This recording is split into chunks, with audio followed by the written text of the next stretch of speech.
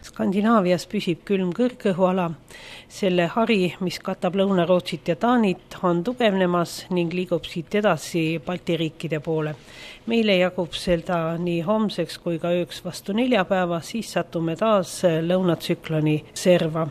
Uus pööris on aktiivsemaks muutumas. Itaalia kohal liigub sealt edasi üle Poola põhjasuunas ning jõuab nädala lõpupoole Lõuna-Skandinaaviasse.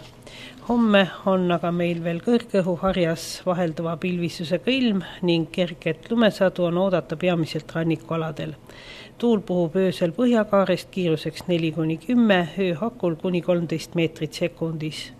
Külm on 14-18, pikemate selgimiste korral kuni 22 kraadi. Meretuule lavatud rannikul on külma 8-13 kraadi. Homme päeval pöördub tuul loodesse ja läände ning nõrgeneb 2-7, rannikul kuni 10 meetrini sekundis. Külm on 6-11, meretuule lavatud rannikul 3-5 kraadi. Neljapäeva öö on peamiselt kuiv ja vaikne ning külma 8-15, rannikul paiguti 3-5 kraadi. Päeval võib paiguti veidi lund sadada, tuul pöördub lõunakaarte ning tugevneb 3-8, õhtuks 5-11, saartel puhanguti 14 meetrini sekundis. Külm on 5-11, saarte rannikul kuni 3 kraadi.